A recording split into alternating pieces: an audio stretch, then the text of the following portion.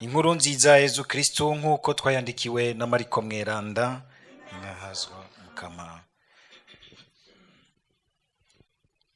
Yezu arasubira aja kwigishiriza ku nkombe y'ikiyaga, abantu isinzi bakoranira iruhande yiwe. Araheza aja mu bwato aricara, ishengero naryo riguma ku nkombe iruhande y'ikiyaga. Hanyuma arabigisha ibintu vyinshi mu migani. Mu nyigisho yiwe akababwira ati, umvirize, hari umubivyi yitoye aja kubiba, ariko arabiba, imbuto zimwe zigwa mu nzira, haza inyoni zirazinobagura, izindi zigwa mu mabuye hatagira ivu rikwiye, zica ziruma kuko zitari zashitse hasi cane.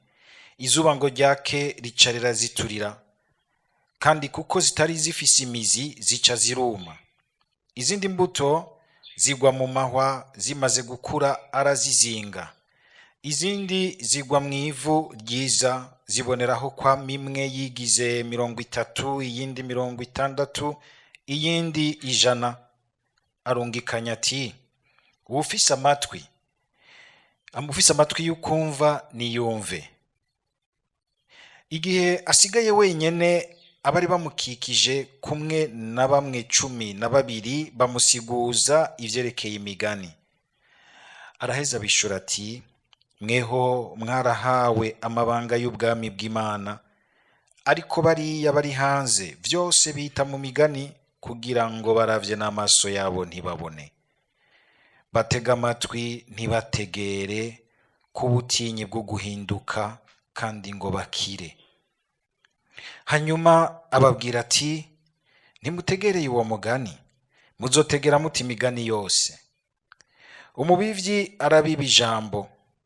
Hari abari impande y'inzira aho ijambo ryabibwe. Babaye bakiryumva, shetani ikaza igakura ijambo ryabibwe muri bo. Hariho kandi abaronkera imbuto ahantu hurubuye. Babaye bakiryumva, baryakirana akanyamuneza, ariko iyo mbuto ntishinga imizi, ikamara akanya gusa. Haja amarushwa, kibure, ikindi kiza gihama iryo jambo, bagaca batirimuka. Hari abandi baronkera imbuto mu mahwa. Barya nabumvise iryo jambo, ariko ivyiyumviro vy'isi n'ivyifuzo vy'itunga bikinjira muri bo,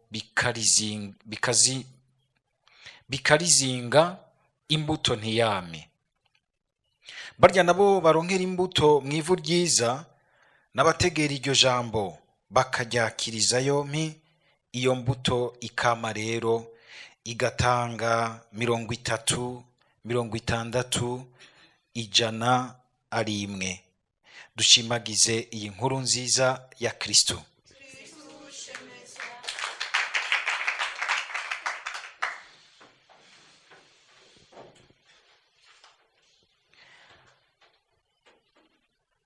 Ijambo ry'Imana mu gisomwa ca mbere turacari mu ibaruwa ryandikiwe Abahebreyi. Tumaze kumva ibintu vyinshi, uyu munsi dutereye indi ntambwe ku kindi kintu gikomeye. Twumvise uyu mwanditsi adushikiriza dukunze kuvuga mu kwemera kwacu. Iyo turiko turavuga ingene ngo Yezu Kristo yuriye mu ijuru, yicara iburyo bwa se wiwe. Mwumvise ngaho ingene agira ati, ariko Yezu Kristo we ahamariye guhereza inkuka imwe rudende y'ibicumuro, yaciye avyagira iburyo bw'Imana ubutakihava, arorereye igihe abansi biwe bazoshigwa munsi y'ibirenge vyiwe, bamubera intebe. Hari abantu bariko barondera ngo akarongo karihe. Ngira ngo akarongo uyu munsi murakumvise ka credo mu gice kiri hano. Yicara iburyo bwa se, ngo kandi azogaruka n'ubundi nahazwa, aje gucira urubanza abazima n'abapfuye. Tubifatanye ubwa mbere n'igituma iri baruwa ryanditswe. Uyu mwanditsi turazi yuko yandikira abantu b'Abakristo bazananye mu idini y'Abayahudi imwe ya kera, yo mu bwuzure bwa kera, ariko bakahava bagafatwa rero n'akantu k'inkombo. Hari akantu k'inkombo gashobora kudufata k'ibintu bihitiye. Murabona ingene nk'ubu gafata abantu bakuze ngo twe bashaho ngo tukingana namwe, akumva umenga yosubira hariya ngo le beau vieux temps. Kakantu twese kadufata ukamenga ugomba gusubira mu bihitiye. Uyu mwanditsi akatwereka ati oya, le temps avance, tubandanya tugenda tugana mbere ibyiza bisumbirije, nta kunungwa n'ibihitiye. Turaba imbere tugenda tugana Kristu avyagiye mu buninahazwa. Umunsi uvuyemwo ni intambwe nategerezwa gutera, ni intambwe umuryango utegerezwa gutera ukegera imbere. Babandi bati songa mbere, nta gusubira inyuma.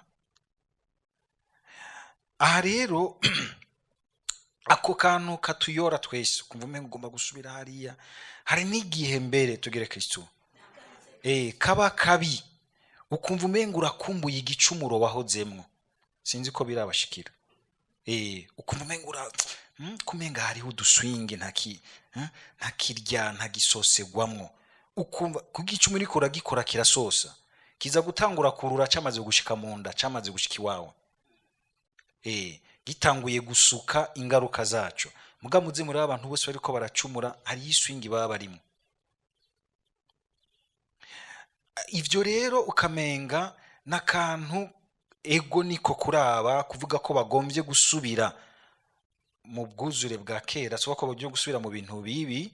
Oya, so kumenga ubwuzure bwa kera bwari bubi. Oya, mugabo hari igihe dusubira inyuma mu bibi, n'igihe dusubira inyuma mu bintu biri munsi y'ivyo twari tugezemo. Ni vyiza mugabo biri munsi, ntibiri ku rugero rwo hejuru. Murazi yuko ni vyiza birutana. Nico gituma mu buzima bw'abantu twama dukenera kugira ico twita hiérarchisation des valeurs, kuraba ubusumbasumbane bw'ibintu. Ibiri munsi bitegurira ibiri imbere.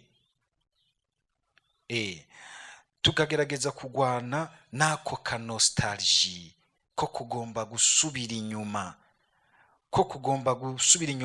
ari mu gusubira mu biri munsi y'ivyo twari tugezemwo, canke gusubira inyuma mu bibi twahozemwo. None aha rero acagomba kubafasha, akabaha icyo bafasha kugira ngo ntibasubire inyuma. Akagira ati iweze imenyereze kuzirikana Yezu Kristu avyagiye iburyo bwa se, ngo aho arindiririye ko ibimugwanya vyose, ibimwanka vyose, bitamwakiriye byose bija munsi y'ibirenge vyiwe,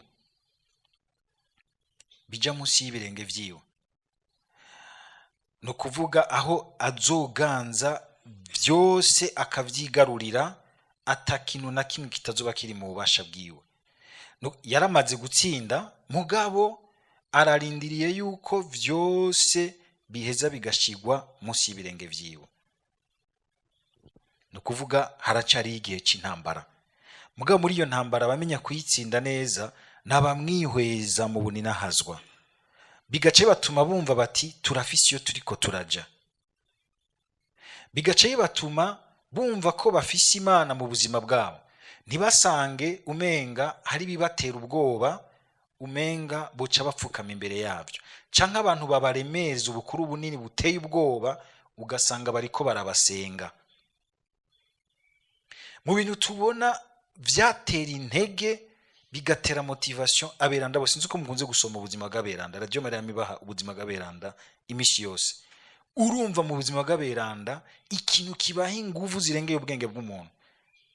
Muribuka nk'umweranda wa mbere yitanga nk'umumaratiri agaha ubuzima bwiwe Yezu, Stefano, muramwibuka? Bariko baramutera amabuye, batanguye kumuhazukira, bagomba kumurya mubisi, ngo akararamura amaso, ngo akabona ngo Yezu Kristu mwijuru, ngo avyagiye iburyo bwa se mwijuru, akamubona. Agaca yumva ati wala morale na motivation yose ntashobora gusubiza inyuma, kuko arabona iyo ariko araja. Dusabe na cyane cyane abantu baba bari ahantu mu mageragezwa, cyane cyane ya mageragezwa atera ubwa nyuma, hariho igihe bavuga yuko shetani itera ubwa nyuma, hajya nyine umuntu agira jabuke, iratera rwose kugira ngo irabe yuko uyo muntu ku kanyuma yomusimbana, akihakana Imana, agaterera hasi Imana n'ivyayo, akihakana Imana. Uwo mwanya muhora muwusengera, mpora numva bawusengera ngo uduhe inema yo gupfa neza. Abantu batagisaba inema yo gupfa neza, mpora ndabisabisha muzana ngaha kuri altare, mwese mugomba kuguma mumerewe neza ngaha aha mwisi. Twese tugomba kuguma tumerewe neza ngaha, turonke ibitoro, amahero n'amadora, turonke ivyo turya, tumererwe neza, twambare neza, tugira amagara meza, nta gidugoma koma. Mugabo twabyanka canke tuvyemera, uwo munsi uwo mwanya uriho kubamwo neza, mbere kuwutegura neza nukuguma uraba Yezu mubona inahazwa. Yintuze nyimvugo irimwe inyigisho ikomeye cyane. Ni imvugo icitwereka yuko Yezu yaratsinze vyose. Ku rugendo rugisigaje kugira ngo uzomuhamvye hari ubona umenga haracari kure, ntugire ubwoba, yaratsinze vyose. Gusa birabikiwe igihe cavyo. Muri ico gihe cavyo bibikiwe, ni igihe nawe uburonse cyo kugira ngo umwakire, aguteze intambwe gushika aho mu buninahazwa yashitse. Ariko kandi kuvuga ko ari mu buninahazwa bwa se, ni ukuvuga yuko ari mu bumana na se wiwe, kandi aradukandira akatuvugira. Ivyo yarabigarutse ko cyane umwanditsi w'ibaruwa ku Bahebreyi. Nakaryo keza kugira ngo natwe tuze cyane cyane igihe turi mu mageragezwa amwe akaze yazigiza gose umutima, ukumva umenga ivy'Imana woterera hasi, gusubira kwibuka uti ari mu buninahazwa, aranteramiriye imbere ya data, arancungiye. Arakantu nkunze kubona murungikiranira mwijoro na Pati warakamurungikira ngo Pati ngo Yezu acunge. Ntacunga gusa mwijoro, yamacunze Yezu, nuba aracunze kugira ngo aguma gucungiye intambuko z'ubuzima, gushika nawe ushitse aho yagiye akaja gutegurira ikibanza. Ariko bisaba yuko kandi uko kumwihweza atari kumwihweza mu ishusho, ariko ahubwo ari kumwihweza mu ijambo ryiwe, tukazigama ijambo ryiwe, tukagerageza kuza turarigira ingingo y'ubuzima bwacu. Mu nkuru nziza twumvise ingene Yezu atwereka ingene twakira ijambo ry'Imana mu buryo butandukanye. Pati arasigura ijambo ry'Imana, ijambo y'Imana arasigurwa, mugabo burya ntituyakira kumwe. Yezu akatwereka ati hari abantu bayakira umenga n'abantu bariko baratelefona amayinite baheranye, bajakira biruka. Pati tunyarukirize, nta mwanya dufise, n'Imana twe tugomba kuyigerera ku mwanya, mukama vuga kanya gato hama utubise tugende. Atari kumenga twoca tuvuga umwanya wose, mugabo turakenera umwanya w'Imana mu buzima bwacu, umwanya w'ijambo ry'Imana mu buzima bwacu. Singomba kubibaza, mugabo umwe wese ace yishura, ni bangahe mufata umwanya ugafata ijambo ry'Imana ukicara ukayaga n'Imana mu ijambo ryiwe, ugahagarika WhatsApp, Facebook, Instagram, Snapchat, ugahagarika ukavugira uti uyu ni umwanya w'Imana. Tugire Kristo.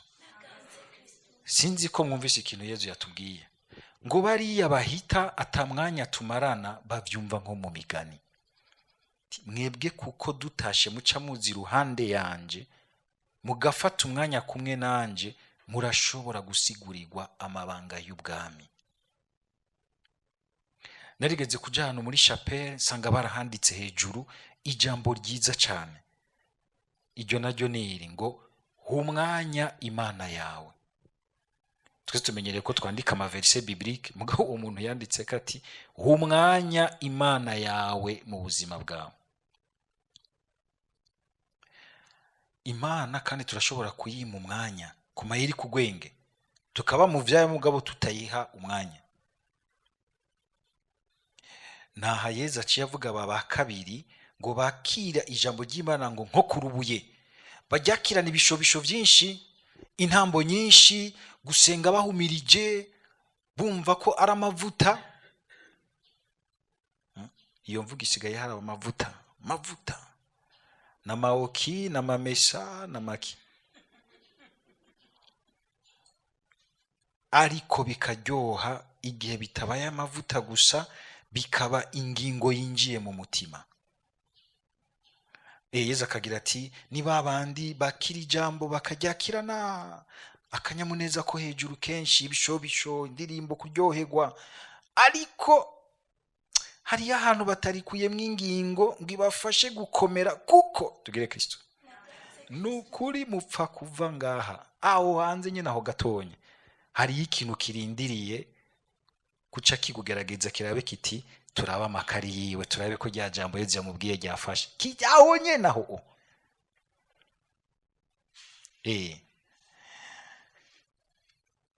Kuko ibitugerageza ni ivyo, kugira ngo nawe wiyumve muti vraiment narigumije canke ntaryo nagumije.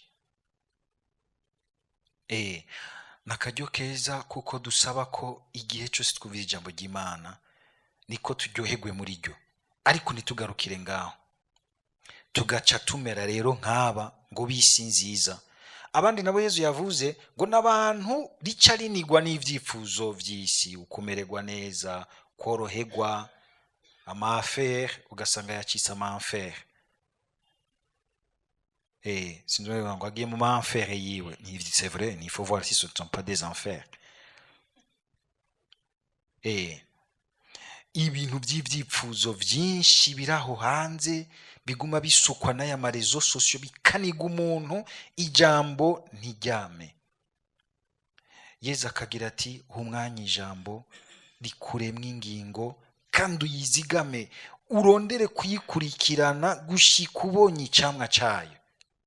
Uyu munsi hari imvugo iharawe mu vy'iterambere ry'abantu, mu maproje ngo resultat, planification axée sur les résultats. Na Yesu aravuga ati raba ko ivyo tubanamwo yuko hariho resultat bigushikanako, icamwa. Basi naho coba kimwe mugabo haboneka icamwa. Ko mwumvise kuri Yesu biharose ivyo bikomeye, uwa 30, uwa 60, uwijana, bose bakagira ico bashitseko. Ijambo ryadufashije gusanganira inkuru nziza rikagira riti hahiri uzigama ijambo ry'Imana mu mutima mwiza w'umwete, agaheza akagira ico yimarira. None ubwo natwe tuzoha umwanya Imana mu kuyumviriza mu ijambo ryayo. Ubwo mu kuryumviriza tuzohakura ingingo yo dukomeza mu bihe by'amageragezwa bigoye, kugira ngo tubandanye turikurikirana gushika ku camwa. Nkabipfuriza mwese yuko amajambo y'Imana twamatuyaga mukama yamatuyagira menshi nabasiguriye, nobona yarabashikanye ku camwa tukazohurira mu ijuru. Amen.